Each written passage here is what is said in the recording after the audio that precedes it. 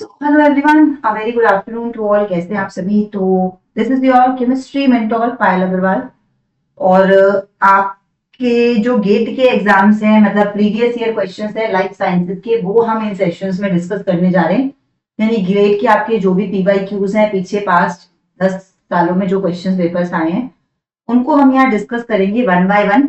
उसमें आपके जो भी पूरे कोर्स थे, हमारे जो भी सिलेक्ट, जो पूरा कोर्स हमने ऑलरेडी पढ़ लिया है, हमारा जो रिकॉर्डेड गेट का कोर्स है उसमें आप देख सकते हैं। बाकी अभी फिलहाल हम यहाँ पर क्या डिस्कस करेंगे, जो इसमें प्रीवियस ईयर क्वेश्चंस आए हुए हैं उनको एक एक करके यहाँ पर डिस्कस करेंगे। तो अभी मैं फिलहाल आज के लेक्चर में 2025 के पहले पेपर से शुरू करते हैं, देखते हैं कितने क्वेश्चंस हो जाते हैं। और कोशिश रहेगी कि 2025 और 2024, मतलब इन 2 सालों के जो प्रीवियस एकदम जो फ्रेश हमारे एकदम पीवाईक्यूज हैं, इनको पहले हम यहाँ पर डिस्कस करें। ठीक है, तो जैसे सबसे पहले क्वेश्चन अगर आप देखोगे सेक्शन ए का 11th क्वेश्चन है केमिस्ट्री में। आप देखोगे गेट में तो 11 से लेकर आपके 19 क्वेश्चन जो होते हैं वो आपके सेक्शन ए के यानी 1 मार्क क्वेश्चन होते हैं।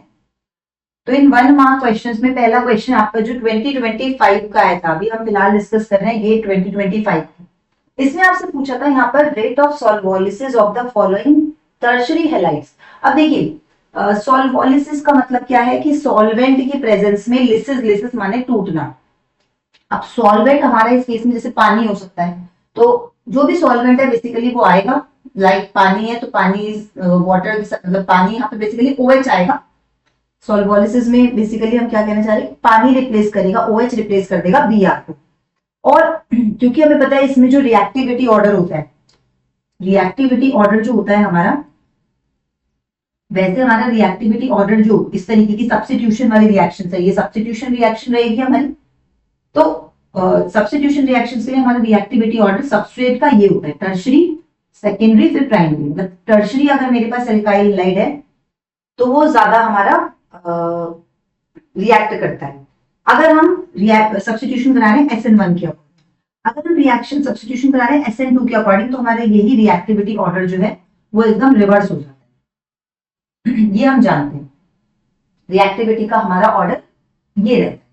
अब इस केस में आपसे ये पूछा जा रहा है कि अगर आप यहाँ पर सॉल्वोलिसिस कराते हैं इन सब में अगर आप सॉल्वोलिसिस कराते हैं तो उसमें रिएक्टिविटी का ऑर्डर बेसिकली आपका क्या रहेगा।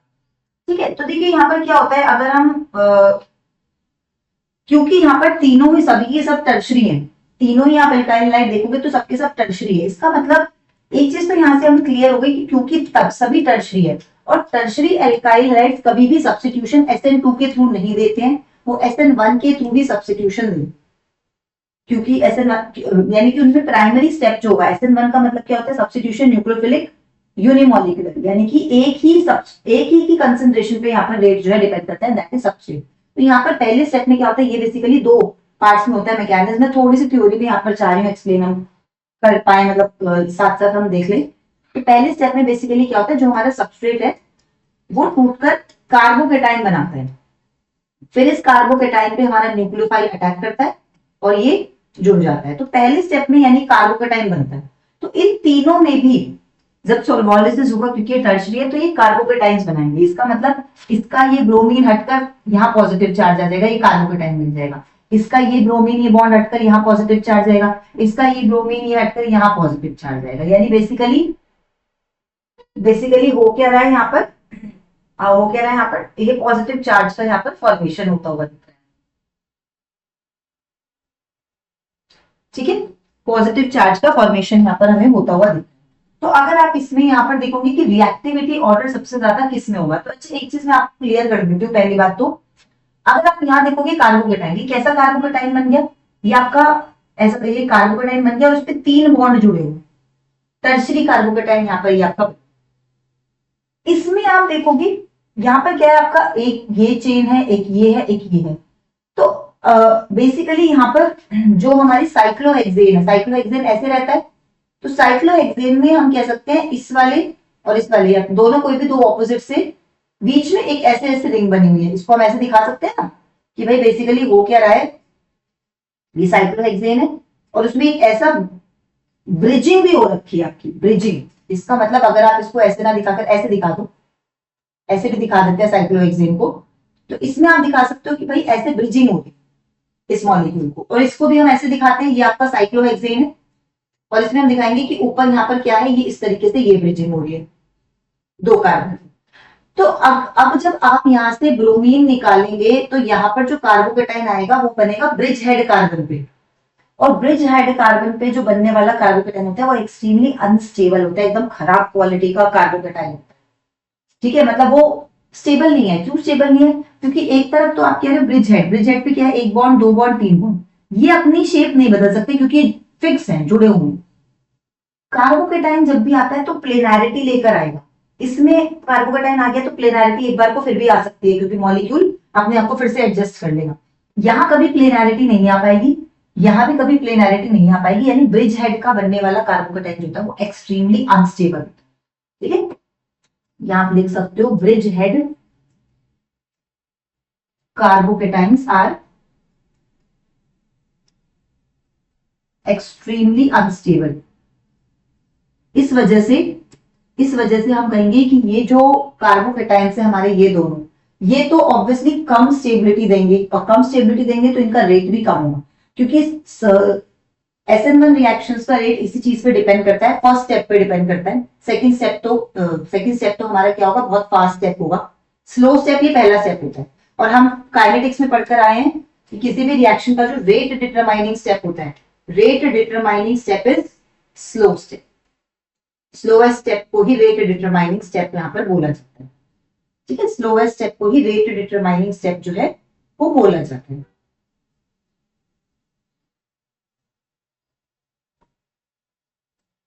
ठीक है, तो क्योंकि स्लोएस्ट स्टेप को रेट डिटरमाइनिंग स्टेप बोला जाता है तो यहाँ पर इसीलिए क्या होगा, हमारा सबसे ज्यादा ऑर्डर तो आएगा फर्स्ट का। इसका मतलब ऑप्शन नंबर डी और ए तो हो नहीं सकता, फर्स्ट ही होगा। अब फर्स्ट के बाद हमें देखना है कि कौन सा ज्यादा होगा। तो अच्छा देखिए, इन दोनों में से अब इस कार्बोकेटाइन और इस कार्बोकेटाइन, वैसे तो दोनों ही अनस्टेबल है, बट वैसे अगर स्टेबिलिटी की बात करें तो एटलीस्ट ये सिमेट्रिकल तो है।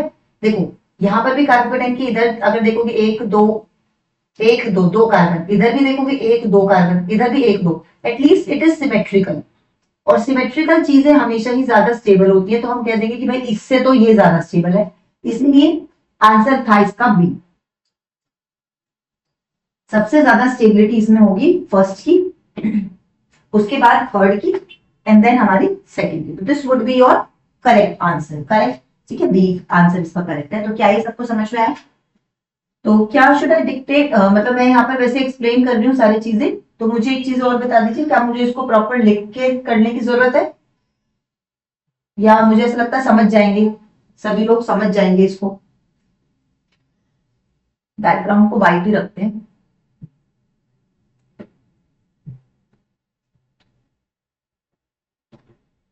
तो इसमें हमारा रेट ऑफ रिएक्टिविटी यहाँ पर SN1 SN2 इस कॉन्सेप्ट पे बेस्ड है, ये मैंने आपको बताया।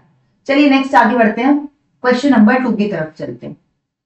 तो देखिए नेक्स्ट क्वेश्चन इसमें हमें दिया हुआ था, आपको यहाँ पर करेक्ट बॉइलिंग, बिल्डिंग पॉइंट्स नहीं बिल्डिंग पॉइंट्स गलत लिख दी, ये आपको बॉइलिंग पॉइंट्स है, boiling point, the correct order of boiling points for the hydrogen element. ठीक है, HF HI HBr HI, इनके लिए बॉइलिंग पॉइंट का ऑर्डर रखना है। अब किस चीज पे डिपेंड करता है बॉइलिंग पॉइंट का ऑर्डर, को बता सकता है?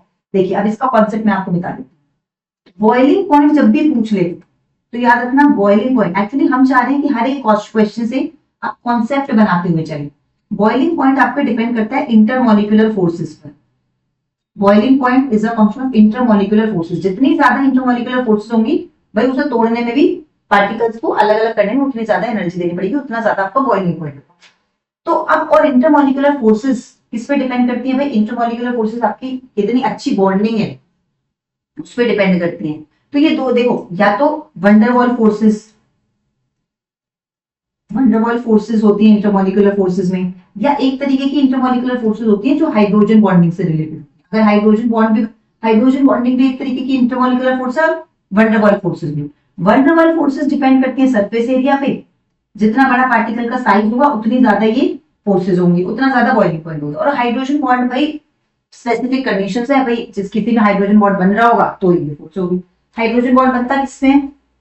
तो जब कोई मॉलिक्यूल जिसमें हाइड्रोजन हो, उसके सामने कोई दूसरा मॉलिक्यूल आए जिसमें FON में से कुछ हो, मतलब या तो फ्लोरीन हो या ऑक्सीजन हो या नाइट्रोजन। तो हाइड्रोजन जो है सिर्फ इन तीनों के साथ ही हाइड्रोजन बॉन्ड बनाता है, ठीक है, बाकी और कोई हाइड्रोजन बॉन्डिंग के लिए रेस्पॉन्सिबल नहीं होता, और ये फोर्सेज इससे ज्यादा स्ट्रॉन्गर होती है, याद रखना।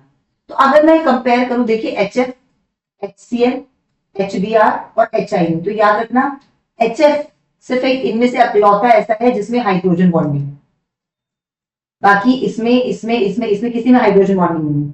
तो इनके हम बॉइलिंग पॉइंट डिसाइड करेंगे on the basis of van der Waals forces. और हाइड्रोजन का, HF का हाइड्रोजन बॉन्डिंग, वंडरवाल फोर्सेस में देखते हैं साइज। तो साइज सबसे बड़ा किसका, आयोडीन का। हमें पता है नीचे जाते जाते साइज बढ़ता है, तो हम कह देंगे on the basis of van der Waals forces HI सबसे ज्यादा, फिर HBr, फिर HI, HCl, और सबसे कम होना चाहिए था HF। बट क्योंकि HF खाली वंडरवाल फोर्सेस से नहीं बताएगा बॉइलिंग पॉइंट, ये हाइड्रोजन बॉन्डिंग दिखाएगा, और हाइड्रोजन बॉन्डिंग इन सबसे ज्यादा स्ट्रॉन्ग होती है, इसलिए HF अपना सबसे पीछे से उठकर सबसे आगे पहुंच जाता है, लाइन में सबसे पहले बैठ जाता है। तो बाकी HI, HBr, HBr, HCl होगा, गलत लिखा हूँ, HCl, इन सब का ऑर्डर तो हमने बताया as according to van der Waals forces. और HF हमारा बॉइलिंग पॉइंट की वजह अपने हाइड्रोजन बॉन्डिंग की वजह से जीत जाता है, इसलिए इसका आंसर है करेक्ट E। HF सबसे ज्यादा। थोड़ा सा अनयूजुअल सा इसमें ट्रेंड आता है, रेगुलर ट्रेंड से अलग है, ऐसा नहीं है कि सिर्फ नीचे जाते जाते बढ़ रहा है या नीचे जाते जाते कम हो रहा है, रेगुलर ट्रेंड नहीं है, रेगुलर ट्रेंड से अलग है, याद रखना। तो अलग है तो उसका हमें देखना पड़ेगा। अच्छा क्वेश्चन था, इंपॉर्टेंट था, ऐसा क्वेश्चन पे फिर से क्वेश्चन जो है वो बन सकता है आपके पेपर में। चलिए नेक्स्ट देख लेते हैं, bond order in N2 2- species. N2 2- species में बॉन्ड ऑर्डर क्या है?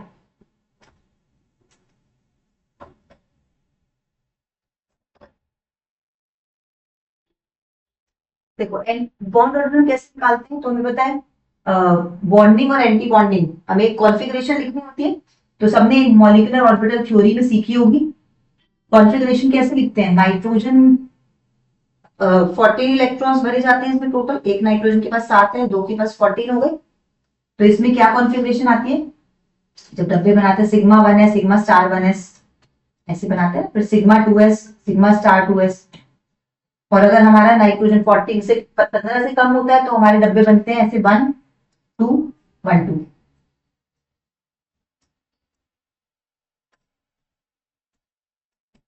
ठीक है, तो अब इसमें अगर हम इलेक्ट्रॉन्स भरते हैं तो हमारे 1 2 3 4 5 6 7 8 9 10 11 12 13 14 15।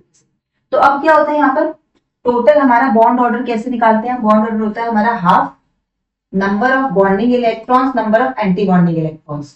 ठीक है, अब बॉन्डिंग में कितने इलेक्ट्रॉन्स है हम देख लेंगे, तो आप कैलकुलेट करोगे 6 7 8 9 10, सॉरी बॉन्डिंग वाले कौन कौन से हैं, ये बॉन्डिंग वाले हैं सारे, ये बॉन्डिंग है, ये बॉन्डिंग है, सिग्मा, ये सिग्मा, ये पाई और ये सिग्मा, और ये ऊपर वाले कौन से हैं, सिग्मा स्टार, सिग्मा स्टार। ये सब मैं एक्सप्लेन नहीं करूंगी क्योंकि ये आप, मुझे ऐसा लगता है थ्योरी में आपने पढ़ लिया होगा एमओटी में।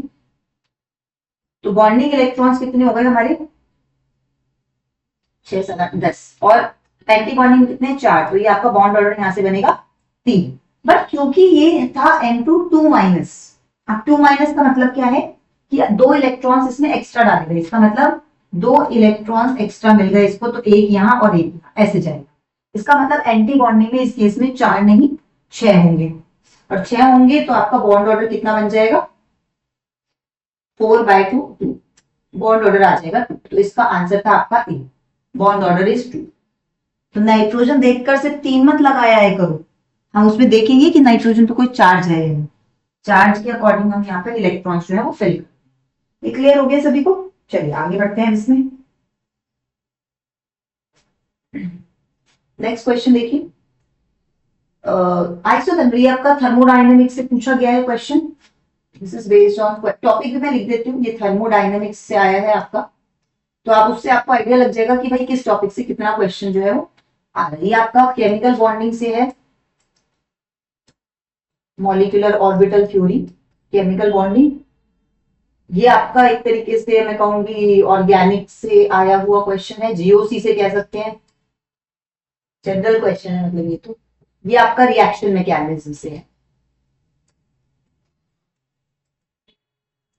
ये आपका रिएक्शन मैकेनिज्म से है क्वेश्चन। इसमें आपसे कह रहा है आइसोथर्मल एक्सपेंशन। आइसोथर्मल का मतलब क्या होता है? कांस्टेंट टेम्परेचर पे कराया गया ऐसा एक्सपेंशन जिसमें टेम्परेचर आपका कांस्टेंट है। तो आइसोथर्मल एक्सपेंशन मतलब टेम्परेचर कांस्टेंट है। 1 मोल गैस है, आइडियल गैस, V1 से VI तक जा रही है। T टेम्परेचर है, टेम्परेचर फिक्स है T। दो तरीके से गई, सबसे पहले हमने रिवर्सिबली कराया काम और उसके बाद हमने फ्री एक्सपेंशन कराया।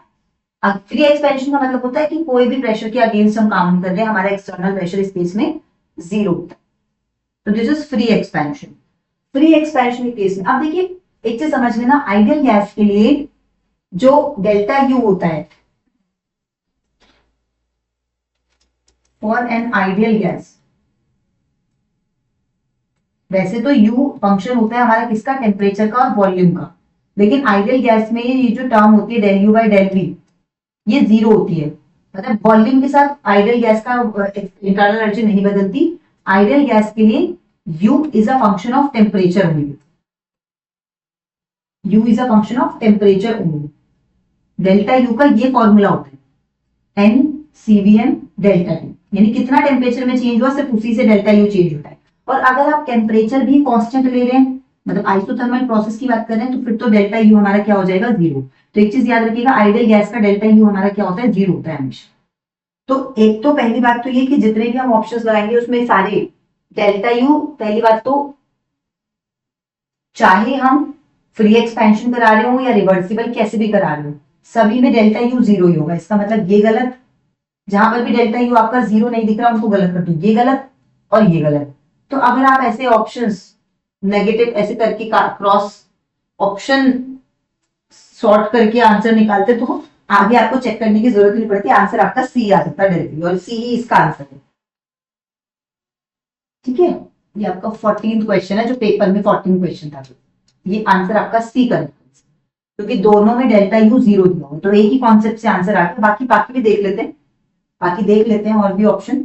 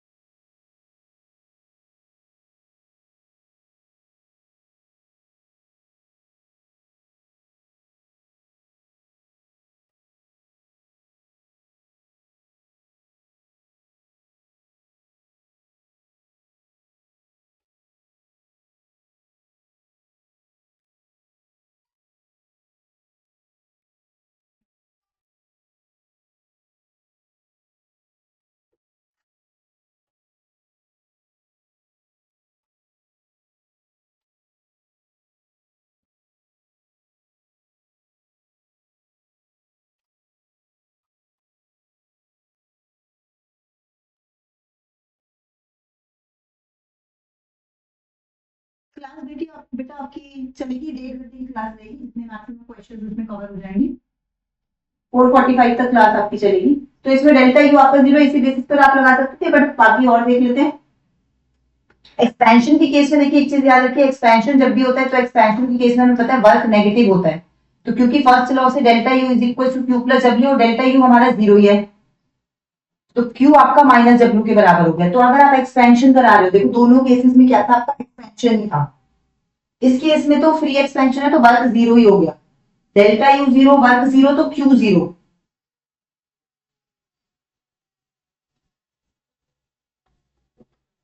डेल्टा यू 0 वर्क 0 तो क्यू भी 0 होना चाहिए था।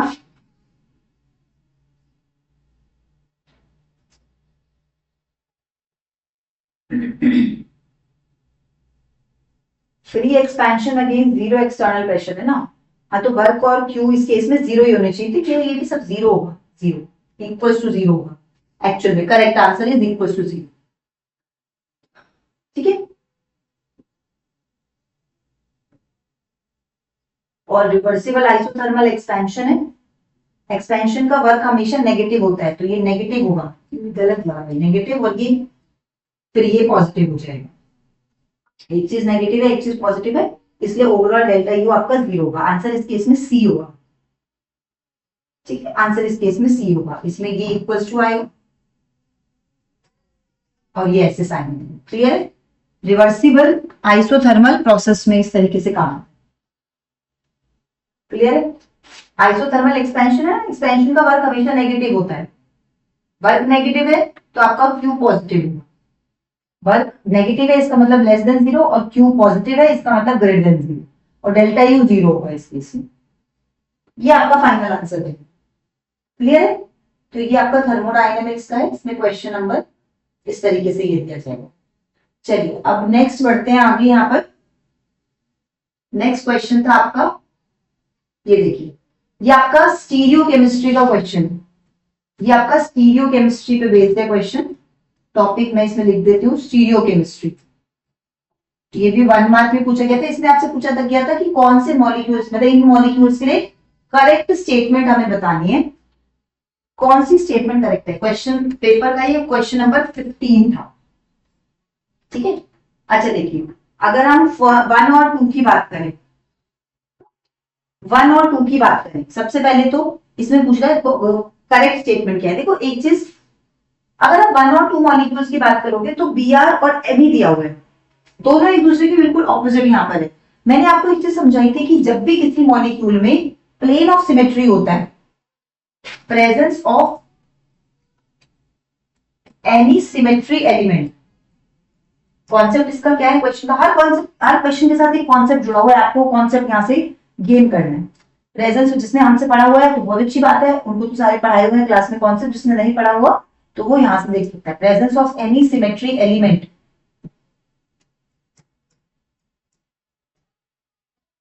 Makes a molecule optically inactive. कोई भी मॉलिक्यूल ऑप्टिकल एक्टिव तब होता है जब उसमें सिमेट्री एलिमेंट होता है, नहीं होता। अगर उसमें सिमेट्री एलिमेंट होगा, सिमेट्री एलिमेंट मतलब कोई भी सिमेट्री प्रेजेंट है, तो वो फिर वो मॉलिक्यूल को इनएक्टिव बना देती है, ऑप्टिकली इनएक्टिव बना देती है। सिमेट्री एलिमेंट कौन सा, या तो प्लेन ऑफ सिमेट्री हो, सिमेट्री एलिमेंट दो तरीके के होते हैं, या तो प्लेन ऑफ सिमेट्री हो या फिर सेंटर ऑफ सिमेट्री हो। ठीक है, तो अब इस केस में अगर हम यहाँ पर देखेंगे, कोई भी एक प्रेजेंट होगा तो मॉलिक्यूल ऑप्टिकली इनएक्टिव होगा। आप इस केस में देख सकते हो, इस मॉलिक्यूल में यहां देखो एक प्लेन ऑफ सिमेट्री है। अगर आप मॉलिक्यूल को इस प्लेन से काटोगे, मतलब मैं इस मॉलिक्यूल को ऐसे एक प्लेन मैंने रखा और यहाँ से काट दिया, तो आप देखो कि मॉलिक्यूल बिल्कुल सिमेट्रिकल है। और जिस प्लेन में कोई एटम आ रहा है वो तो पूरा देखो हाफ हाफ ही कटेगा, ब्रोमीन आधा इधर, मिथाइल आधा इधर। तो प्लेन में जो एटम्स आ रहे हैं वो तो सिमेट्री उसी में ही चले जाते हैं। अब वो चाहे ऊपर हो नीचे हो कोई फर्क नहीं पड़ेगा, जब आप इसी चीज से प्लेन पास करोगे तो प्लेन के अंदर ही आ जाएंगे ना। इसका मतलब यहाँ और यहाँ दोनों में प्लेन ऑफ सिमेट्री एग्जिस्ट कर, इसमें भी प्लेन ऑफ सिमेट्री है, इसमें भी प्लेन ऑफ सिमेट्री है। इसका मतलब this is optically inactive, this is also optically inactive. Optically inactive मतलब achiral. Achiral molecule. Chiral molecule वो होते हैं जो ऑप्टिकली एक्टिव होते हैं, कायरलिटी शो करते हैं। तो इसमें आंसर हो गया बी। ठीक है, तो डायरेक्टली हम यहीं से लगा सकते थे, बाकी हमें चेक करने की जरूरत ही नहीं थी बाकी ऑप्शन बाकी, लेकिन फिर भी अगर हम चेक करना चाहते हैं तो हम इसमें चेक कर सकते हैं। कायरलिटी की कंडीशन क्या होती है कि स्टीरियो सेंटर प्रेजेंट हो, कोई भी प्लेन मतलब कोई भी प्लेन ऑफ सिमेट्री या सेंटर ऑफ सिमेट्री प्रेजेंट ना हो। अब इस केस में अगर आप देखोगे ना, इन दोनों केसेस में अगर आप इनकी स्टीरियो केमिस्ट्री ड्रॉ करेंगे, स्टीरियो केमिस्ट्री देखो, सबसे पहले मुझे स्टीरियो केमिस्ट्री ड्रॉ करना है, तो ऐसे मैं नहीं कर सकती, मुझे इसकी फिशर प्रोजेक्शन बनानी पड़ेगी। फिशर प्रोजेक्शन बनाने के लिए हम क्या करते हैं, फिशर प्रोजेक्शन बनाने के लिए हम ये बना होता है ना हमारा, इसमें इधर से व्यू करते हैं मॉलिक्यूल को, और अगर मैं इधर से व्यू कर रही हूँ तो मुझे दिखेगा मेरे ऊपर टॉप पर है COH और नीचे है आगे ये चेन, और इधर से देखने पे मेरे OH क्या आ रहा है, प्लेन से बाहर। तो मैं कहूंगी कि मैं ऐसे देख रही हूँ तो मेरे प्लेन से बाहर है, इस हाथ पर आया OH, राइट हैंड साइड पर OH है और दूसरी साइड पर H रहा होगा। अब इस मॉलिक्यूल में ये B है इधर, तो मैं ऊपर से देखूंगी, तो जब हम ऊपर से देख रहे हैं, ऊपर से देख रहे हैं तो हमें क्या दिख रहा है भाई, ये मॉलिक्यूल ऊपर है और नीचे जा रहा है COH। ठीक है, ऊपर से देख रहे हैं तो मेरे OH जा रहा है पीछे की तरफ, इसका मतलब ऊपर से देख रही हूँ मतलब मैं ऐसे देख रही हूँ मॉलिक्यूल को, तो ये मेरा OH उस हाथ पर है, H मेरा इस हाथ पर क्योंकि हम ऑपोजिट डायरेक्शन से देख रहे हैं। यहां हमने देखा था नीचे से, यहाँ ऊपर से, तो अब चीजें बदल जाएंगी, यानी कि अब हम OH जो मेरा पीछे है उसको लगा देंगे आगे, यानी इस हाथ पर। ठीक है,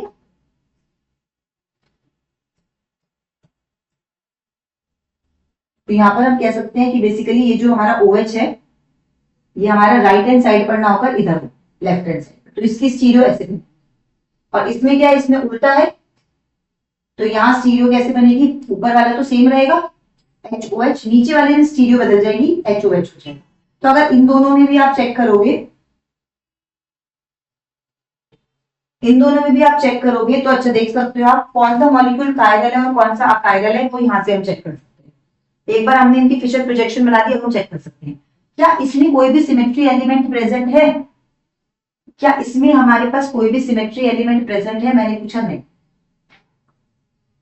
यहाँ हमारे पास कोई भी सिमेट्री एलिमेंट प्रेजेंट नहीं, लेकिन इसमें अगर आप देखोगे तो इसमें plane of symmetry, there is plane of symmetry. Molecule को इस प्लेन से काटोगे तो जो हिस्सा ऊपर है वही नीचे है, जो हिस्सा ऊपर है वही नीचे, प्लेन ऑफ सिमेट्री है, इसका मतलब ये optically inactive, this is optically inactive. तो नेक्स्ट हमसे कह रहा था both second and third are chiral, ये तो गलत है क्योंकि सेकंड कायरल है ही नहीं, सेकंड तो इनएक्टिव है ना। फिर कह रहा है फोर्थ इज अ कायरल, ये भी गलत है, फोर्थ तो कायरल कहाँ है, ऑप्टिकली इनएक्टिव हो गया ना, तो ये भी गलत है। फिर कह रहा है third and fourth, both third and fourth, नहीं थर्ड है chiral, it is chiral, it is optically active, okay but this is not optically active. तो चारों स्टेटमेंट बाकी ये सारी गलत है, स्टेटमेंट नंबर ए करेक्ट। तो इस तरीके से इसका आंसर हो गया A. I guess this would be clear to everyone, yes और नो। आगे बढ़ते हैं क्वेश्चन नंबर 16 की तरफ, कॉन्सेप्ट अपने बनाते चलेंगे। ये आपका क्वेश्चन आ गया उठकर कोऑर्डिनेशन केमिस्ट्री से, ये आपका क्वेश्चन है कोऑर्डिनेशन कंपाउंड्स, जो हम पढ़ते हैं टॉपिक कोऑर्डिनेशन कंपाउंड से। ठीक है, क्या कह रहा है, NiCN4 2- और NiCO4 2- और NiCO4 2-, इन सभी में हमें बताना है कि कौन सा मॉलिक्यूल कैसा है। ठीक है, करेक्ट स्टेटमेंट इनके बारे में बताना, तो हमें इसमें BBT वैलेंस बॉन्ड थ्योरी की हेल्प से इनके स्ट्रक्चर्स बनाने होंगे। अब निकल की अगर मैं बात करूं, ठीक है चलिए इनके स्ट्रक्चर्स बना लेते हैं। NiCN4 होल 2-, NiCO4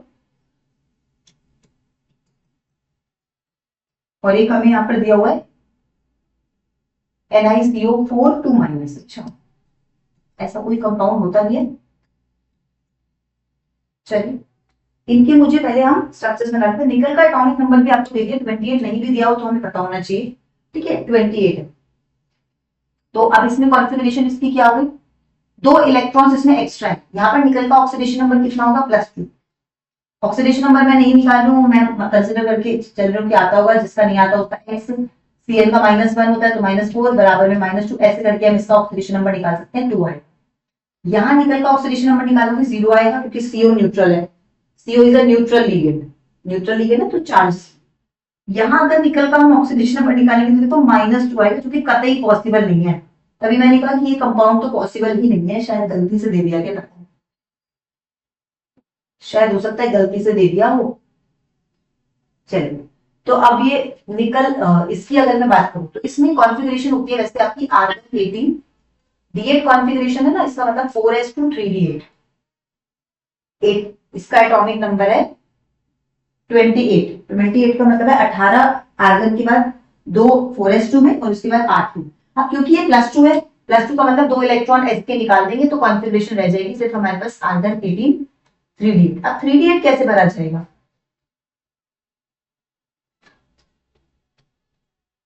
तो हमारी कॉन्फ़िगरेशन क्या होती है 3D, फिर यहाँ आता है हमारा 4s, फिर आता है हमारा 4p। तो इसमें इलेक्ट्रॉन अगर मैं भरती हूँ 8 इलेक्ट्रॉन मुझे भरने, 1 2 3 4 5 6 7 8। अब क्योंकि Cn कैसा लिगेंड है, एक स्ट्रॉन्ग फील्ड लिगेंड है, Cn minus is a strong field ligand, तो वो पेयरिंग करा देगा, और पेयरिंग कराएगा तो इसका मतलब इसको यहां धकेलेगा, तो हमारे पास पेयरिंग कराने के बाद एक ये ऑर्बिटल खाली हो गया। तो इसमें जो हाइब्रिडाइजेशन आएगी वो बनेगी DsP2, और DsP2 के अकॉर्डिंग इसकी आ जाएगी शेप स्क्वायर प्लेनर। ये सब हमने थ्योरी में पढ़ा होगा किस तरीके से हम यहाँ पे बना सकते हैं हाइब्रिडाइजेशन और शेप, राइट। अगर NiCO4 की मैं बात करूँ, NiCO4 में क्या होगा आपका, NiCO4 में अगर कॉन्फ़िगरेशन बात करें, सबसे पहले तो इसकी कॉन्फ़िगरेशन क्या रहेगी, कॉन्फ़िगरेशन रहेगी आपकी आर्गन 18 4s2 3D8, क्योंकि यहाँ 0 चार्ज है ना तो कोई s के इलेक्ट्रॉन्स नहीं निकलेंगे। अब अगर इसमें मैं इलेक्ट्रॉन की फिलिंग करती हूँ 4s4p, तो 1 2 3 4 5 6 7 8, तो इसमें 2 इसमें, ठीक है। तो अब इस केस में होता क्या है, CO एक स्ट्रॉन्ग फील्ड लिगेंड है, okay we agree, CO is a very strong field ligand. तो अगर CO एक स्ट्रॉन्ग फील्ड लिगेंड है तो वो पेयरिंग कराएगा, बट पेयरिंग कैसे कराएगा, वो ये जो पहले S के, ये है 3D, ये है 4s, ये है 4p, ये जो S के 2 इलेक्ट्रॉन्स बैठे इनको अंदर पहुंचाए। अब क्या होगा, S खाली हो गया और P, तो इसमें हाइब्रिडाइजेशन आती है sp3, और sp3 के अकॉर्डिंग फिर शेप आ जाती है टेट्राहेड्रल। तो इसका मतलब हमसे इन्हीं के बारे में देखिए पूछा था, ठीक है, ये कोई कंपाउंड बेस्ड सोचो कार्ड कोई, तो इसका मतलब क्या दोनों स्क्वायर प्लेनर है, नहीं। अच्छा, डायमैग्नेटिक और पैरामैग्नेटिक भी हम बता सकते हैं, क्योंकि इसमें पेयरिंग नहीं हुई है, अनपेयर्ड इलेक्ट्रॉन्स हैं, तो if it is having unpaired electrons तो हम कहेंगे it is paramagnetic, because it is having unpaired electron. और इट इज डायमैग्नेटिक, क्योंकि इसमें सारे इलेक्ट्रॉन जो है वो पेयर अप हो गए। तो हम यहाँ पर ये कह सकते हैं दोनों के बारे में हमने क्या निष्कर्ष निकाला कि NiCN4 2 माइनस और NiCO4, इनकी बात करें तो भाई इसके बारे में बोलते हैं, इसकी कॉन्फ़िगरेशन है, इसकी हाइब्रिडाइजेशन है DsP2 स्क्वायर प्लेनर, इसकी शेप है, और ये पैरामैग्नेटिक है। इसके बारे में बात करें तो इसकी हाइब्रिडाइजेशन है sp3, शेप इसकी होगी टेट्राहेड्रल, और ये डायमैग्नेटिक। अब जो भी ऑप्शन करेक्ट है वो हम यहां से लगा सकते हैं, आंसर है इसका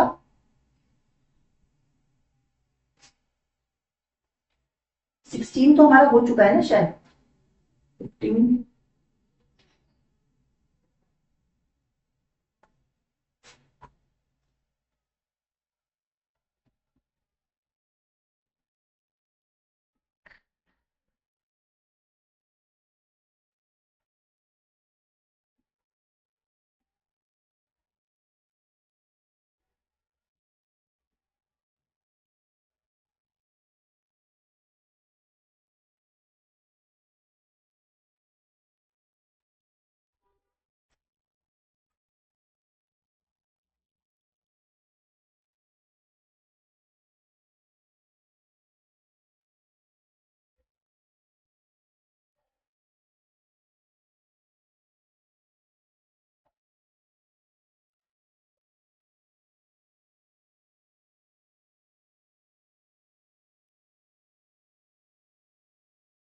तो इसका करेक्ट आंसर होगा आपका NiCl4 2- square cleaner.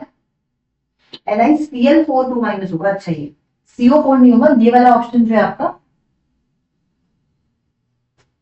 This would B NiCl4, Cl4 chloride. तो क्लोराइड के बारे में भी हमें दिया हुआ है। अच्छा,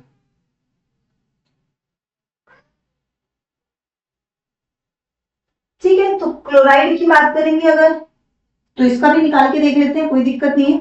अगर आप यहाँ पर NiCl4 2- का निकालेंगे तो इसमें भी ऑक्सीडेशन नंबर तो +2 आएगा, और यानी कि 3D8 कॉन्फ़िगरेशन रहेगी। तो आर्गन 18 3D8, इस कॉन्फ़िगरेशन से आगे बढ़ेंगे तो देखिए क्या आएगा।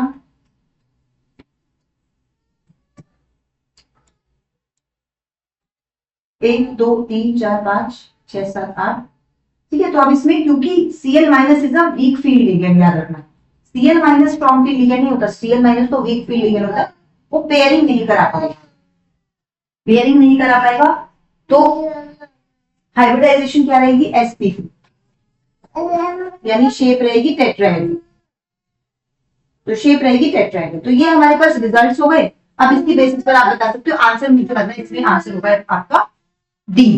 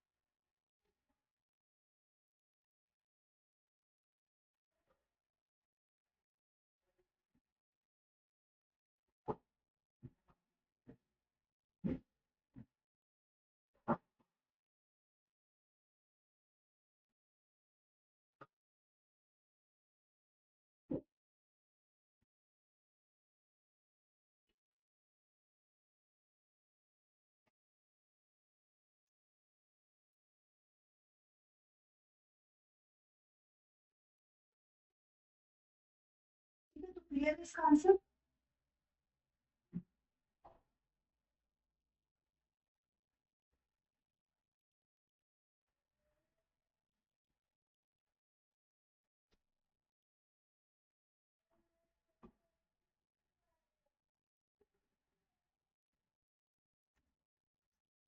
ठीक है, तो यही सही है ऑप्शन कि निकल Cl4 2- स्क्वायर क्लीनर, और जो NiCl4 हमारा होता है वो टेट्राहेड्रल होता है। तो हमसे यही पूछा था, देखो बाकी सारे ऑप्शंस गलत है।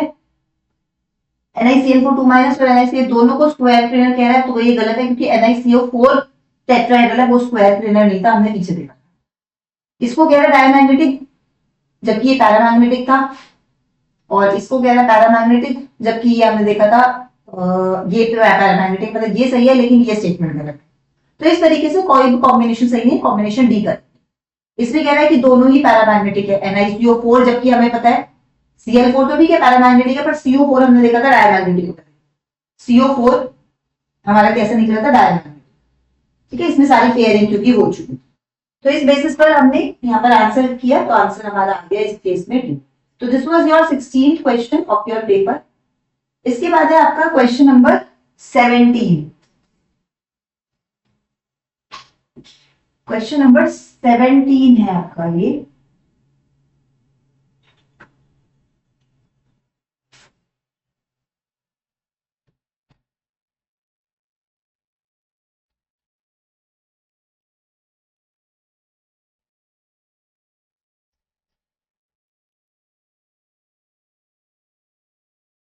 अच्छा एक क्वेश्चन हमसे रह गया, सॉरी सॉरी, ये 15 है राइट, ये 15 है।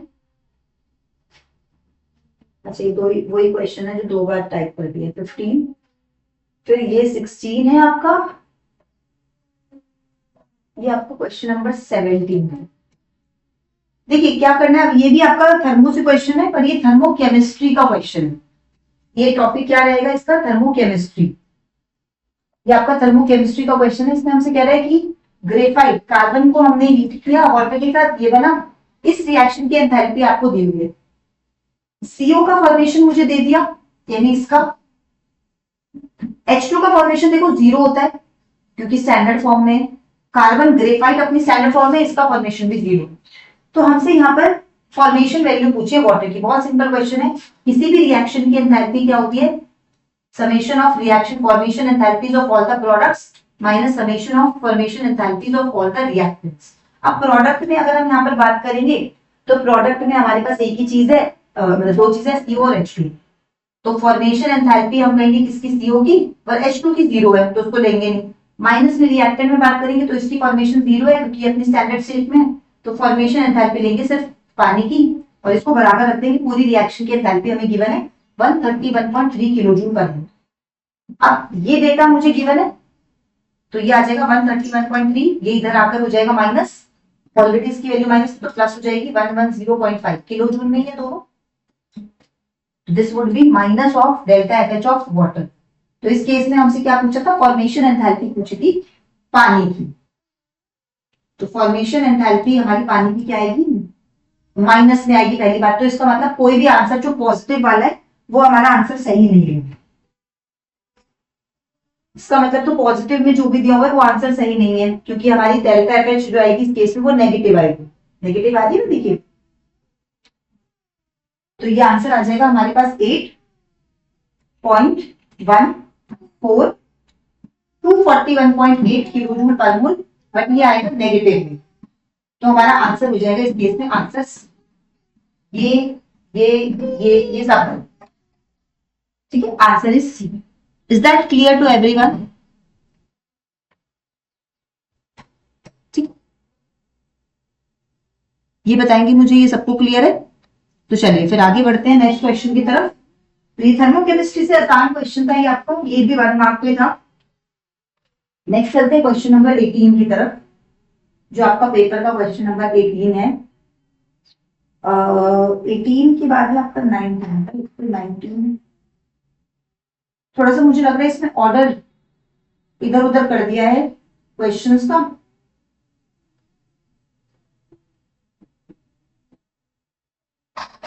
चलिए ऑर्डर इधर उधर किया हुआ, कोई नहीं, नेक्स्ट बढ़ते हैं आगे। इसमें आपसे कह रहे हैं ये आप काइनेटिक्स का क्वेश्चन है, ये केमिकल काइनेटिक्स से आपका आया हुआ क्वेश्चन है।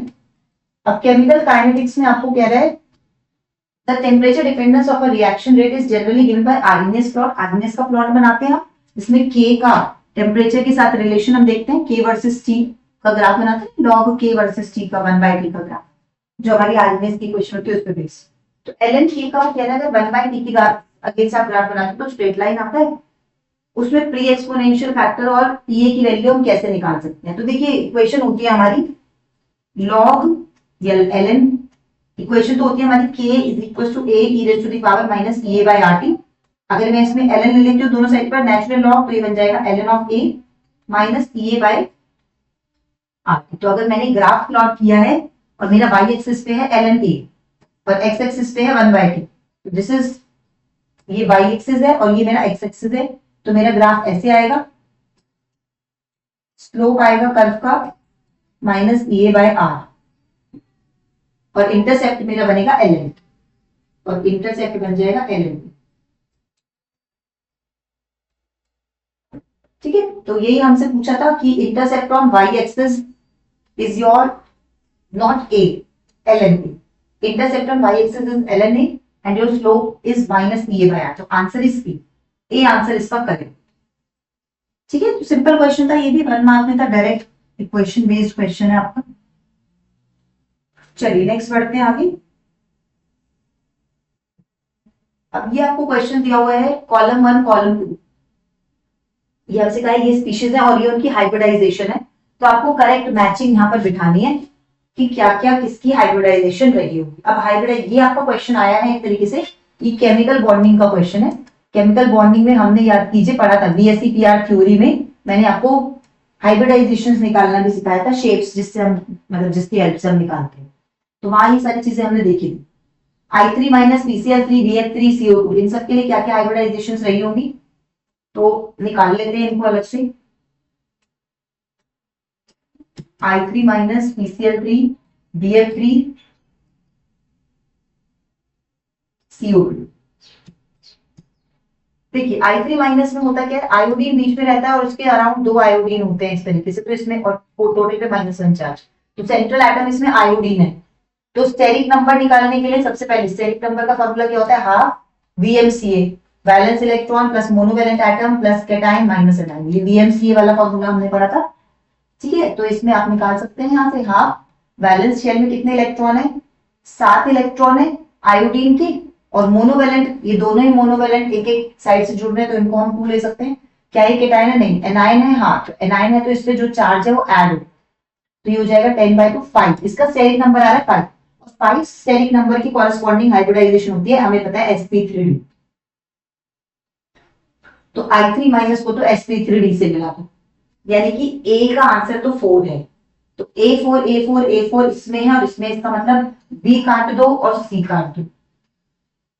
अब देखो अगर आप यहाँ देखोगे इसमें भी A4 है, इसमें भी A4 है, इसमें B3 है, बी या सी कोई भी चेक कर लो आपका आंसर आ जाएगा, डी तो दोनों में सेम है, डी चेक करने की जरूरत नहीं है। CO2 की हाइब्रिडाइजेशन तो वैसे भी क्या ही बताऊं, CO2 तो बनता ही ऐसे ऑर्गेनिक मॉलिक्यूल में पता है, ऑर्गेनिक सी दो सिग्मा सिग्मा, दो सिग्मा हाइब्रिड ऑर्बिटल है, इसका मतलब हाइब्रिडाइजेशन sp, दो साइड दो डबल बॉन्ड, ठीक है, दो डबल बॉन्ड वैसी हाइब्रिडाइजेशन sp हो जाती है, तो इसकी तो sp हो गया हाइब्रिडाइजेशन, ये तो फिक्स है।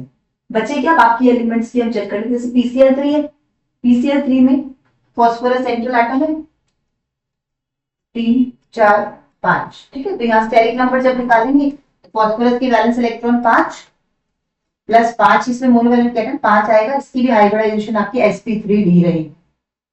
PCl3, अब PCl5 नहीं है, Cl3 है, okay okay PCl3,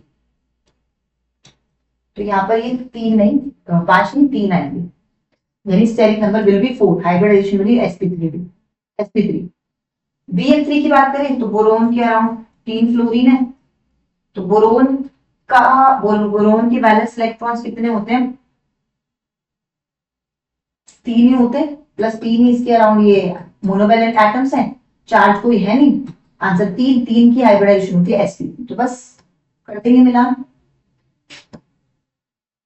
PCl3 will be sp3, BF3 will be sp2, this will be sp, तो इसके अकॉर्डिंग हमारा आंसर क्या आ जाएगा, बी है हमारा sp3, बी है हमारा 3, यानी कि B3 आंसर हो गया हमारा बी। क्या बात है, सबका आंसर ए ही आ रहा है, ये तो एक रेगुलर सा ट्रेंड ज्यादा देखने को मिल गया कि ये तुम्हारे आंसर सबके ए ही आ रहे हैं सबके ज्यादातर। चलिए, तो this was your question from chemical bonding. Next, now move on to the next question, this is also from kinetics, chemical kinetics से आपका एक और क्वेश्चन आ गया है।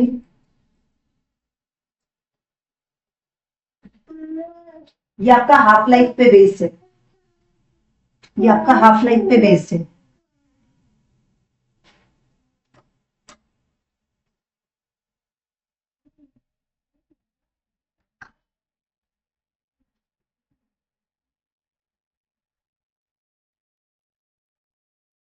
आपको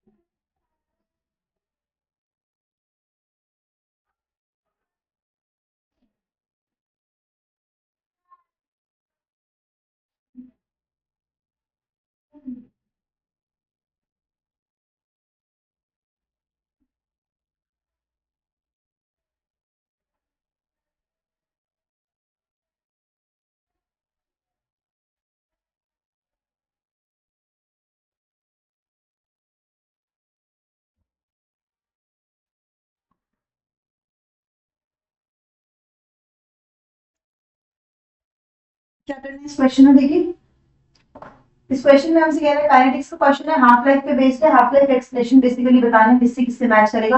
अब एक चीज इसके लिए, या तो आप देख सकते हो कि हाफ लाइफ जो होती है वो मैंने आपको बताया था प्रोपोर्शनल होती है किस पे, किसी भी ऑर्डर के लिए जो हाफ लाइफ होती है डायरेक्टली हमारे क्वेश्चन हो जाएगा इस कॉन्सेप्ट से कि ए नॉट की पावर 1/n के प्रोपोर्शनल होती है। ऑर्डर रखते जाएंगे, अगर n की पावर 0 रखते हैं तो डायरेक्टली प्रोपोर्शनल है। तो देख लीजिए किसके लिए हाफ लाइफ डायरेक्टली प्रोपोर्शनल आ रही है, इसके लिए तो 0 को मैच करेंगे, इससे ए नॉट से डायरेक्टली प्रोपोर्शनल है। अगर n की वैल्यू 1 रखते हैं तो टी हाफ, तो यहाँ आया था directly proportional to A naught. यहाँ आपका टी हाफ आएगा इंडिपेंडेंट ऑफ ए नॉट, तो टी हाफ का एक्सप्रेशन ऐसा होगा जिसमें ए नॉट की टर्म आती ही नहीं होगी, यानी कि ये सेकेंड ऑर्डर के लिए वो 1 बाय आता है, तो उसके लिए हमने निकाल के भी देखा हुआ है, हमारा एक्सप्रेशन आता है 1/k0। तो सेकेंड ऑर्डर के लिए ये थर्ड से हम मैच करेंगे, बाकी बस इस तरीके से आंसर देना। तो ए का हो गया 2, बी का हो गया 1, सी का हो गया 3, आंसर हो गया आपका बी। इस केस में आंसर आपका करेक्ट ऑप्शन है बी।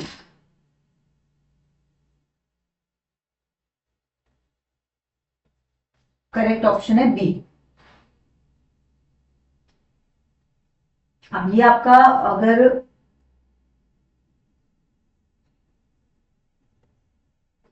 अगर ये मल्टीपल सिलेक्ट क्वेश्चन होता तो हम इसमें बी के साथ साथ डी भी लगा सकते थे सेकेंड ऑर्डर में, बट सिंगल करेक्ट होगा तो आंसर हो जाएगा खाली बी। ठीक है, चलिए नेक्स्ट बढ़ते हैं आगे। इसमें हमसे कह रहा है correct statements, correct statements, correct statements यानी कि एक से ज्यादा मल्टीपल सिलेक्ट क्वेश्चन है।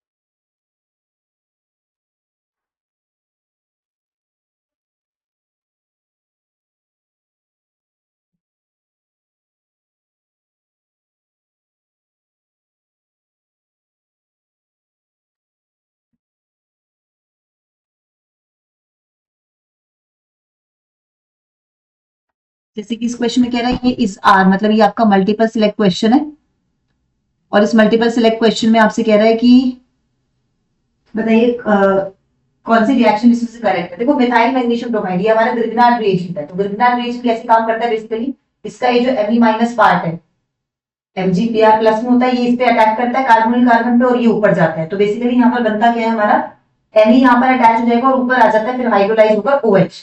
तो आपका इसका जो प्रोडक्ट बनेगा मैं वो लिख देती हूँ।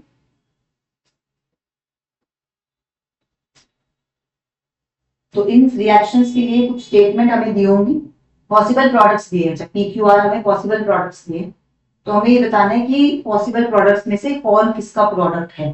तो देखो इसका मैं सबके प्रोडक्ट बता देती हूँ, इसका प्रोडक्ट आपका बनेगा Me, ये बन जाएगा आपका OH और MEH, ठीक है। इसका तो प्रोडक्ट ये बन गया। अगर इसमें अगर हम डाल रहे हैं कि NS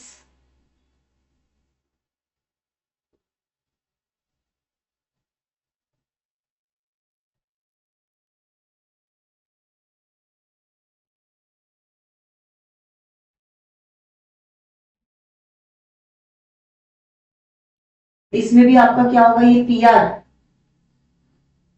PR MgBr, मतलब ये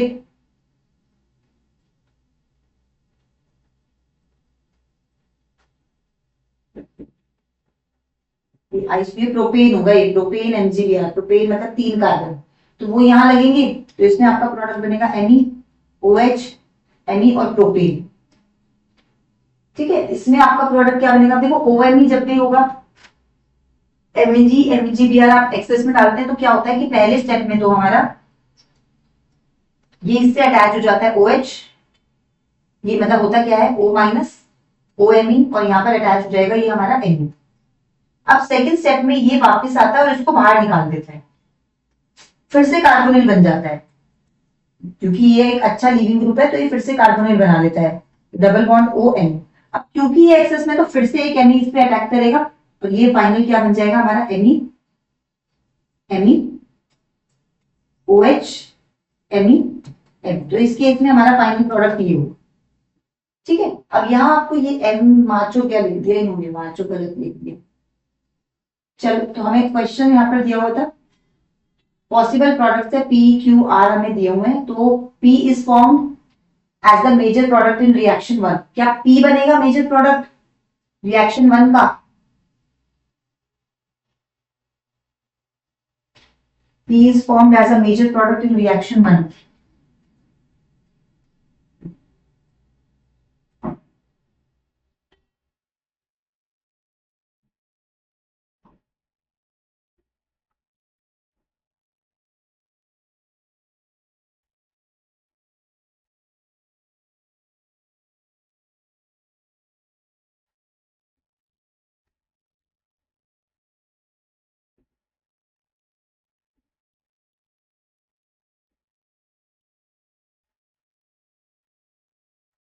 हाँ जी, ये आपको दिया हुआ MECHO, मिथाइल MECHO, ये माचो नहीं है MECHO, और ये आइसोप्रोपाइल, ठीक है। आइसोप्रोपाइल का मतलब है ये आइसोप्रोपाइल होता है, ये प्रोपाइल है बट कनेक्शन यहां से, तो ये आइसोप्रोपाइल होता है, ये बनेगा इससे इसमें।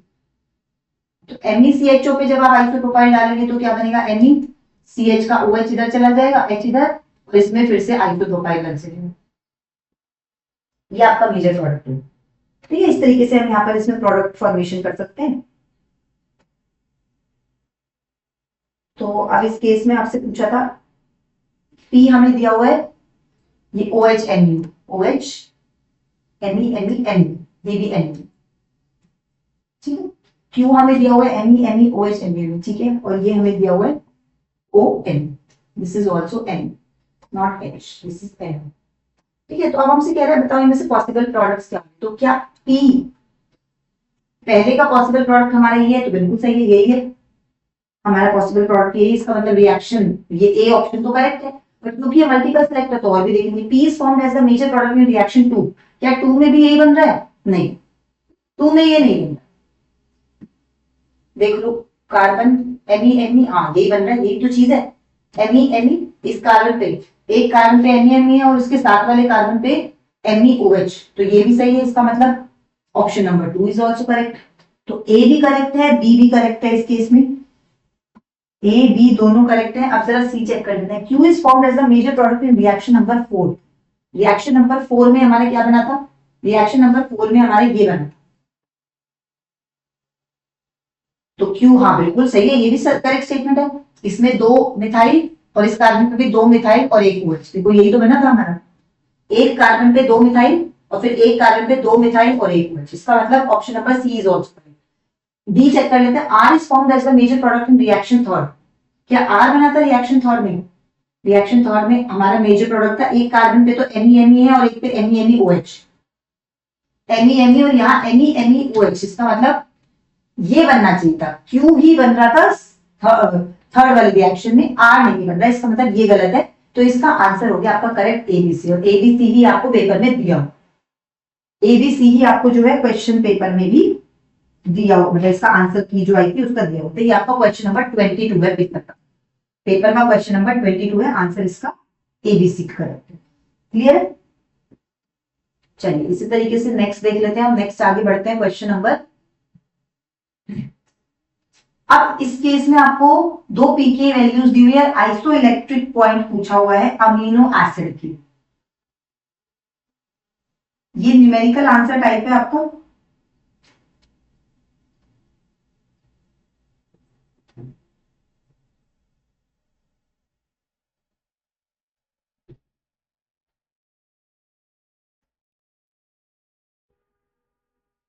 ये आपका पेपर का क्वेश्चन नंबर 19 दिया हुआ है, जो आपके पेपर में क्वेश्चन नंबर 19 था, इसमें आपसे आइसो इलेक्ट्रॉनिक पॉइंट पूछा हुआ है। देखो एक चीज याद रखिएगा,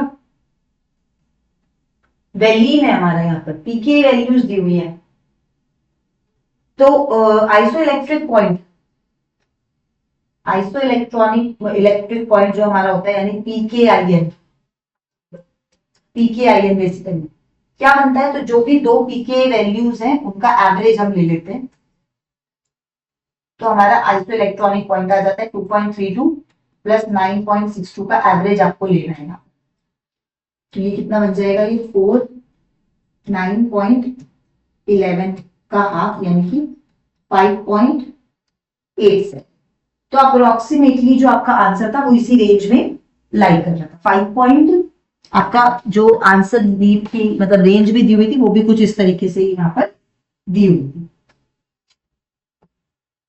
ये 9 आएगा ना, तो 8 में 9 7 5.97 10 पे जाएगा 19 5 8 2 9 जा 18 14 7 5.97 इज द करेक्ट आंसर। यही रेंज आपको दी हुई 5.96 से लेकर 5.96 से लेकर 9.8 तक आपको रेंज क्वेश्चन में दी हुई थी। आंसर आपका बिल्कुल इसके एग्जैक्टली बीच में आ रहा है, तो ये आपका इंटीजर था, इस तरीके से इसे सॉल्व करना था। नेक्स्ट ये आपका क्वेश्चन है पेपर का, और ये आपका बॉल मॉडल से, अच्छा ये मैं बता दें तो ये आपका एक तरीके से बायोकेमिस्ट्री से अमीनो एसिड से आया हुआ है, अमीनो एसिड बायोमोलिक्यूल से आया हुआ क्वेश्चन है।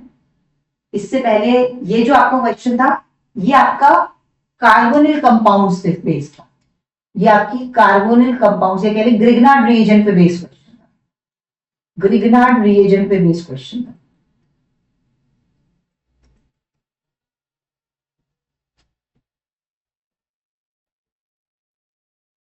अभी क्वेश्चन है आपका नेक्स्ट, ये आपका बोर्स मॉडल पे बेस्ड क्वेश्चन है, यानी एटॉमिक स्ट्रक्चर से आया हुआ क्वेश्चन, ये आपका एटॉमिक स्ट्रक्चर से आया हुआ क्वेश्चन है, बोर्स मॉडल पे बेस्ड रहेगा। क्या करना है इस क्वेश्चन में देखिए जरा, रिडवर्क कांस्टेंट हमें इस क्वेश्चन में गिवन है और हमें बोल रहा है इस लेवल से इस लेवल तक हम गए हैं,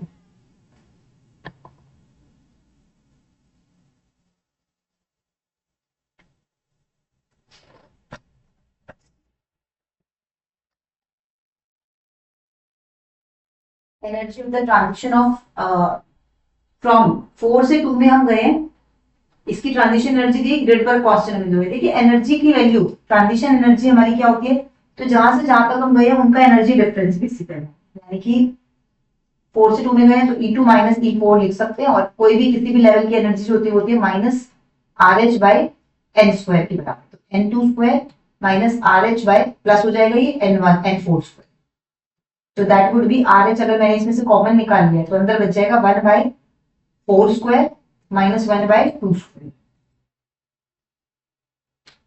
ठीक है, ये इनके बीच का एनर्जी डिफरेंस होगा।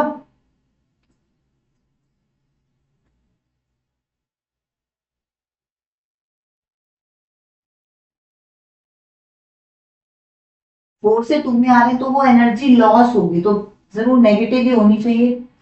जो E इंटू 10⁻³ दिया हुआ है, पर सेकंड में दिया हुआ है आपको, पर सेंटीमीटर में दिया हुआ है, याद रखिएगा। RS यानी रेट पर कांस्टेंट भी हम जो रखेंगे वो पर सेंटीमीटर वाला रखेंगे, यानी इस पर मीटर को पर सेंटीमीटर बनाने के लिए 100 से और डिवाइड करेंगे, तो ये 10⁻⁴ 100 पर मीटर है, 100 से मल्टीप्लाई करेंगे 10⁻⁹ हो जाएगा। तो 1/16 माइनस 1/4 E इंटू 10⁻³ तो यहां से सॉल्व करके हम इसका आंसर निकाल सकते हैं। जब आप सॉल्व करेंगे नेगेटिव नेगेटिव कट जाएगा, जो भी कैंसिल होती है टर्म काट देंगे और वहां से हमारी एनर्जी की वैल्यू हम ये जो है सॉल्व करके निकाल सकते हैं। एनर्जी की वैल्यू हम सॉल्व करके निकालेंगे तो अप्रोक्सीमेटली 20 के अप्रोक्स वैल्यू है।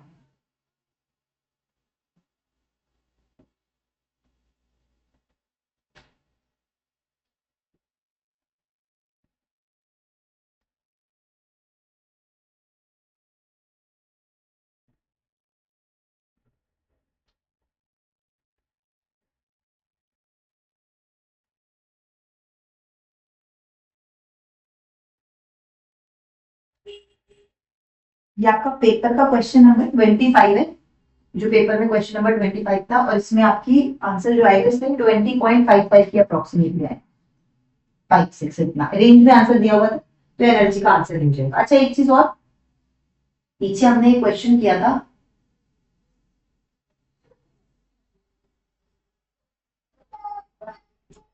पीछे हमने एक क्वेश्चन किया था हमारा ये, इसका आंसर आपका, इसका ये मल्टीपल सिलेक्ट है, MSQ का क्वेश्चन है, इसलिए मल्टीपल सिलेक्ट है, इसमें इजार लिखा है मल्टीपल सिलेक्ट है, इसमें आंसर डी तो ठीक था, एक और बार चेक कर लेंगे। NiCl4 माइनस हमारा क्या था, NiCl4 माइनस हमारा पैरामैग्नेटिक था ना, तो ऑप्शन नंबर बी तो करेक्ट नहीं है।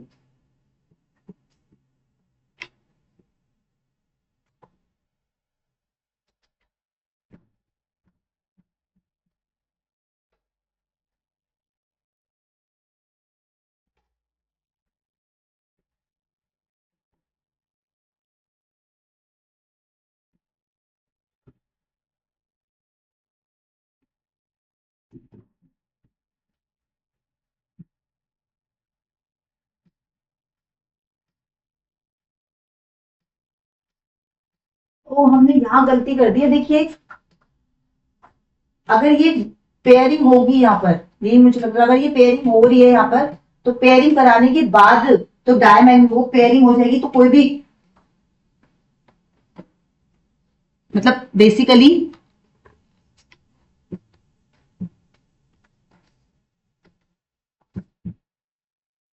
पेयरिंग होने के बाद तो आपका इलेक्ट्रॉन जो है वो सारे पेयर अप हो गए, तो ये भी डायमैग्नेटिक होगा, इसको हमने यहाँ पर गलत कर दिया था, डायमैग्नेटिक होगा, हमने इसको देख के पैरामैग्नेटिक कर दिया, मतलब हमने क्या, मैंने ही गलती हो गई मुझसे, ये पेयर हो जाएगा, पेयर होने के बाद ही तो BsP2 हाइब्रिडाइजेशन हुई, तो it is also dia, it is also diamagnetic, इसलिए हमारा ये जो ऑप्शन है,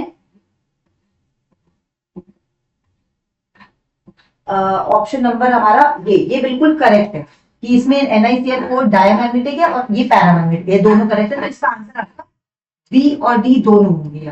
ठीक है, ये आपका बी और डी दोनों। तो इस तरीके की गलतियां हम भी पेपर में कर देते हैं, मैंने भी अभी यहाँ पर बोर्ड पे कर दी, आप भी कर सकते हैं, तो इन्हीं गलतियों से हमें बचना होता है एग्जाम। ठीक, राइट, तो अब यहाँ पर नेक्स्ट आगे चलते हैं।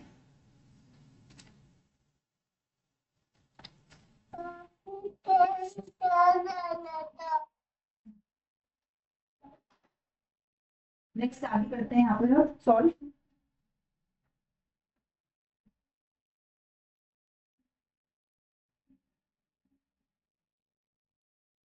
तो ये भी आपका इंटीजर का आंसर है। ये आपका आया हुआ है देखिए सॉल्यूशंस एंड कॉलिगेटिव प्रॉपर्टी से, ये आपको पढ़ाया गया है chapter solutions and colligative property. तो सॉल्यूशंस एंड कॉलिगेटिव प्रॉपर्टी में एक हमारे पास कह रहा है नॉन वॉलेटाइल सॉल्यूट है जिसका मॉलिक्यूलर वेट हमें दे दिया। कह रहा है ये solute let us suppose associate dissociate नहीं कर रहा है, इसका मतलब इसका आई तो 1 है और हमसे कह रहा है बॉइलिंग पॉइंट कांस्टेंट यानी के भी हमें इसका दिया हुआ है। तो कितना सॉल्यूट डिसॉल्व होगा 500 ग्राम ऑफ वाटर में to elevate the boiling point. इसका मतलब आपको डेल्टा टीबी की वैल्यू दी हुई है 0.153 केल्विन। अब क्योंकि हमें पता है डेल्टा टीबी होता है हमारा i into Kb into m, where m is molality, where m is molality. तो मोलैलिटी का फॉर्मूला रख देंगे।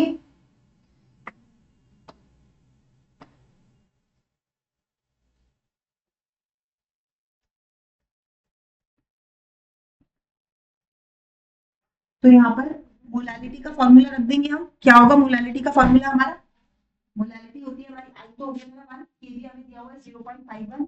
मोलैलिटी होती है moles, moles is given mass by molar mass, molar mass is 180। Divide में आता है यहाँ पर mass of solute solvent in KG.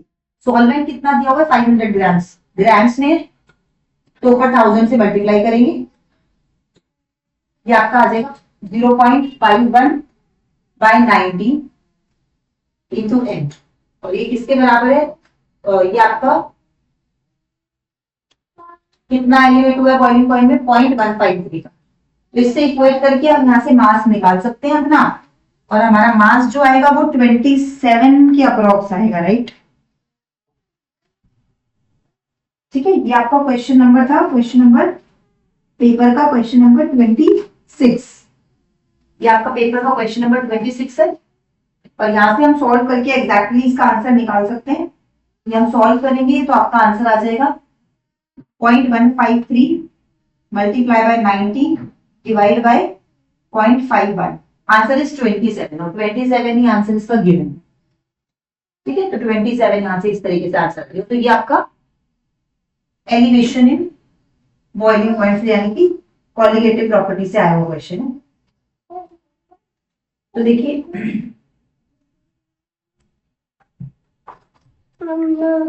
इसमें अब ये नेक्स्ट क्वेश्चन जो है आपका ये इलेक्ट्रोकेमिस्ट्री से आया हुआ क्वेश्चन है।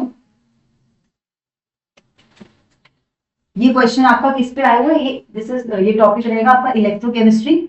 और यहाँ इलेक्ट्रोकेमिस्ट्री से क्या पूछा हुआ है?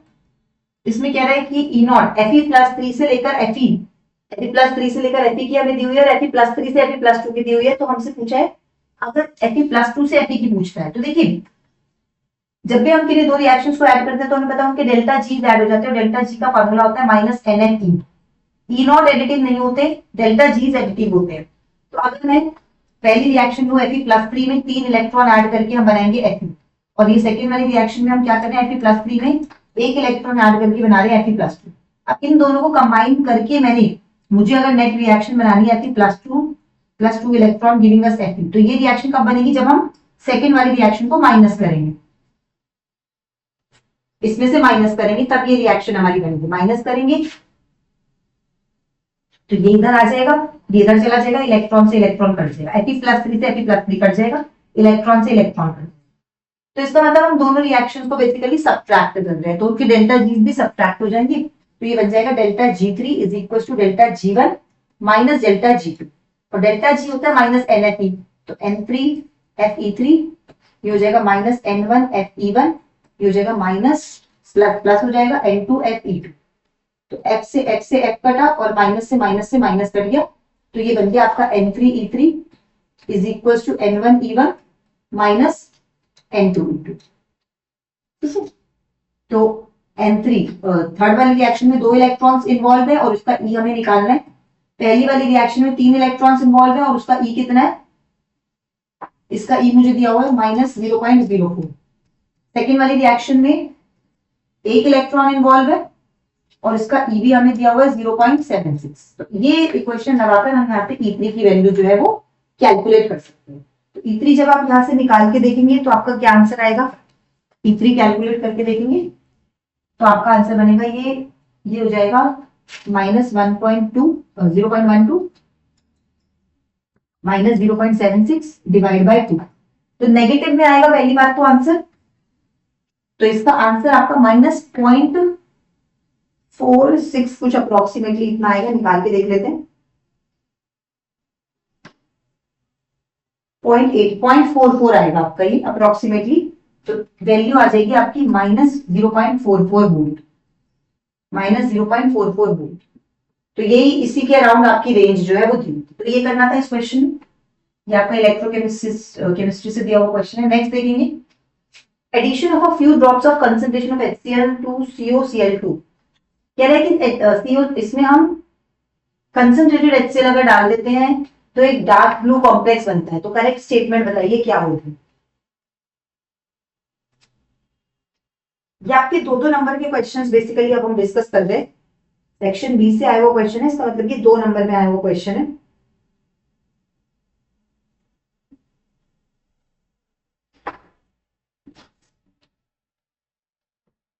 और क्योंकि इस आर लिखा है तो ये मल्टीपल सिलेक्ट क्वेश्चन रहेगा, मल्टीपल सिलेक्ट क्वेश्चन रहेगा ये आपका। इसमें हो क्या रहा है आपका, अगर हम कुछ HCl की ड्रॉप्स डाल देते हैं,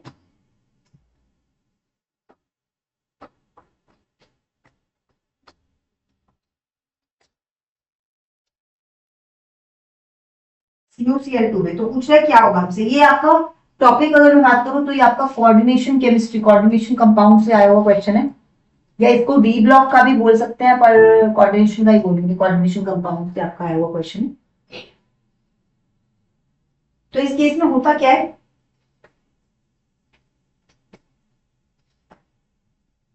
पहले जो आपका CuCl2 होता है, बेसिकली देखो मैं आपको बता देती हूँ होता क्या है इसमें।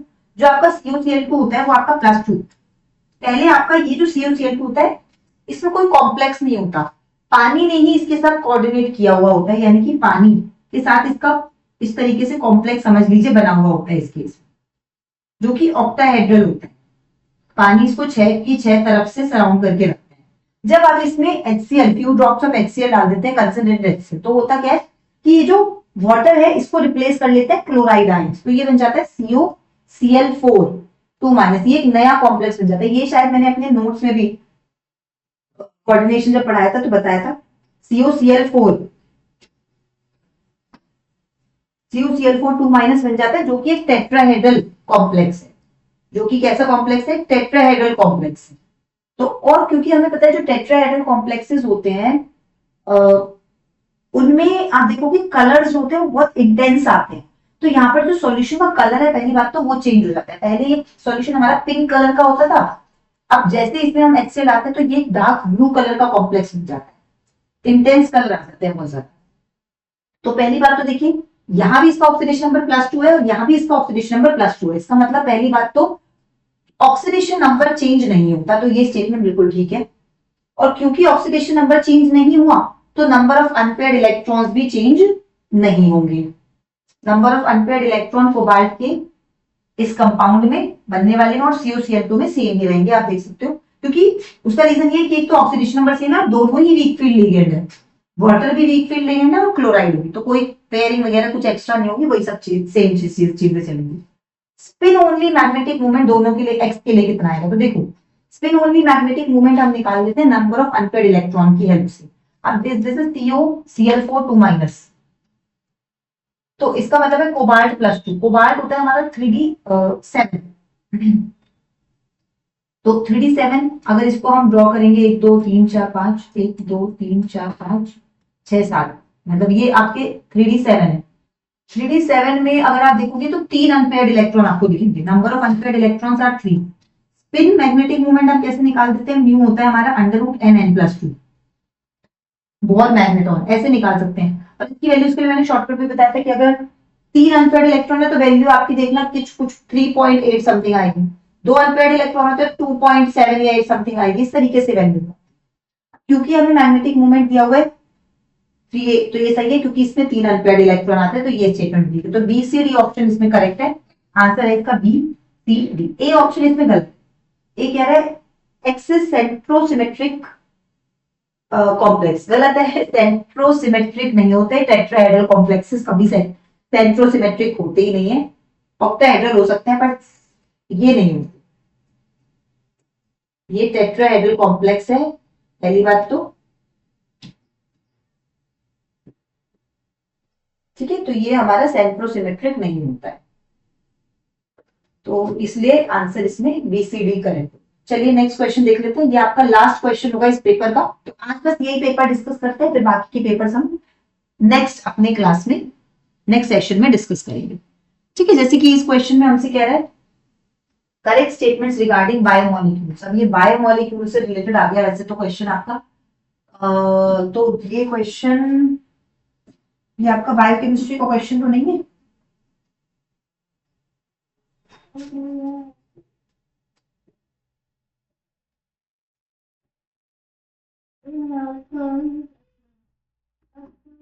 इस आ रहे हैं, ये भी आपका एमएसक्यू है और ये भी आपका बायोमोलिक्यूल से आया हुआ क्वेश्चन है। तो ये तो आप वही चीज है जो अपनी केमिस्ट्री में भी पढ़ते हैं, बायोकेमिस्ट्री में भी जो पढ़ते हैं, बायोलॉजी में मतलब बायोकेमिस्ट्री में भी जोड़ते हैं, वही से ये आंसर दिया था इसका ACD.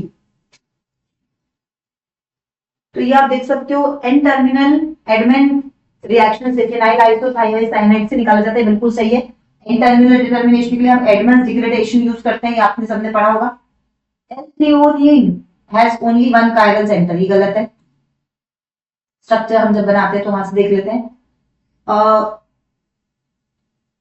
Cytosine is present both in RNA and DNA, cytosine दोनों में प्रेजेंट होता है, आरएनए में भी राइबोन्यूक्लिक ये हमारा एसिड, ठीक है। तो साइटोसिन तो दोनों में ही प्रेजेंट होता है, इसमें होते हैं हमारे एडिनिन, थाइमिन, गुआनिन और साइटोसिन, एटीजीसी, ये होते हैं डीएनए में। और अगर आरएनए में बात करते हैं तो आरएनए में कुछ नहीं होता, बस ये जो थाइमिन है ये यूरासिल से कन्वर्ट हो जाता है, एयूजीसी हो जाता है, बाकी लेकिन साइटोसिन दोनों में कॉमन रहता है, याद रखना, ठीक है। A mixture of different amino acids can be separated by ion exchange chromatography, ये गलत है। आयन एक्सचेंज क्रोमेटोग्राफी से इनको नहीं हम सेपरेट आउट कर सकते, ये आपने डिटेल में अपने बायोलॉजी में पढ़ा होगा, तो वहां से इस सेक्शन में देख सकते हैं। तो आंसर इसका बीसीडी एसीडी आपको आंसर दिया। तो चलिए आज हमने 2025 के सारे पेपर डिस्कस किए, सारे क्वेश्चन डिस्कस किए, पीवाईक्यूज। तो बाकी हम 2024 या उससे आगे के जो पेपर्स हैं उससे पहले भी उनको करेंगे तो नेक्स्ट सेक्शन में। इससे रिलेटेड किसी का कोई डाउट है तो वो बाद में आप बता सकते हैं, नेक्स्ट सेक्शन जब भी पेपर का डिस्कशन होगा उसमें लाएंगे। तो अभी के लिए I am ending the session for now. तो ये टोटल हमने 17 क्वेश्चन डिस्कस कर लिए, 17 क्वेश्चन ही आपके पेपर में आते हैं केमिस्ट्री के।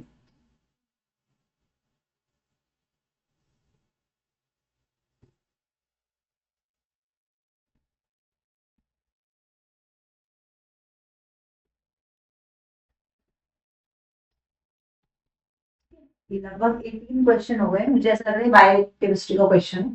चलिए कोई नहीं, तो ये आपका टोटल 17 से 18 क्वेश्चन आपके आते हैं पेपर में, तो वो हम लगभग सारे डिस्कस कर चुके हैं। चलिए मिलते हैं नेक्स्ट अपने सेशन में।